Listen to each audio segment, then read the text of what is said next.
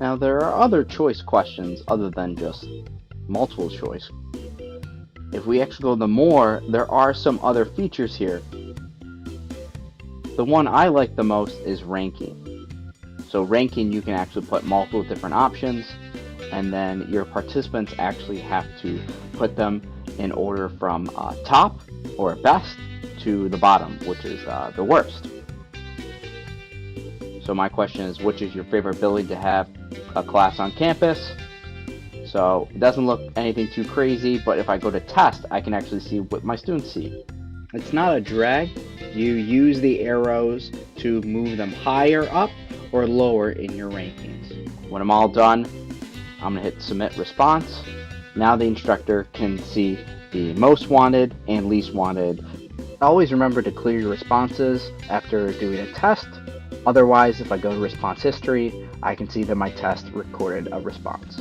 If you want your students to compete in class, make it a little bit more fun, you can click on competition. Here you create multiple choice questions that give scores out based on correct answers and how quick you were to choose those answers.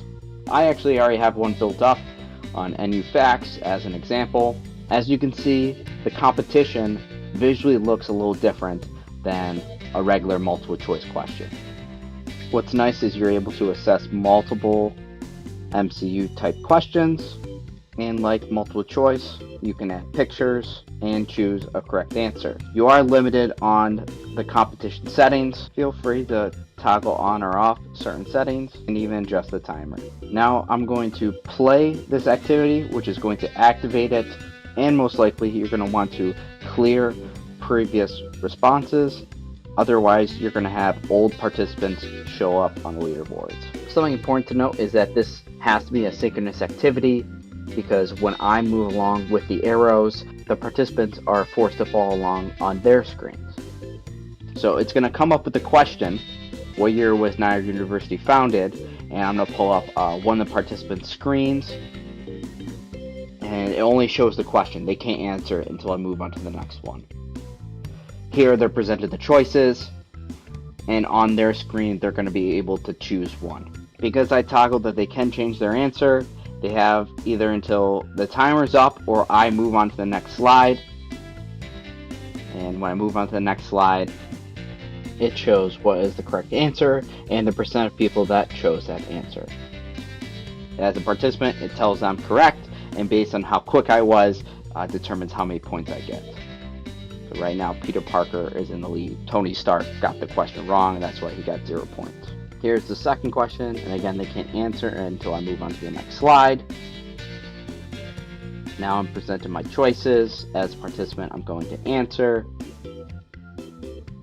And you can see how many people have answered in the top right. So now we have 2, now we have 3. In the bottom left, I can see 10 seconds left on the timer, so I'm just going to go forward. And the correct answer was Canada.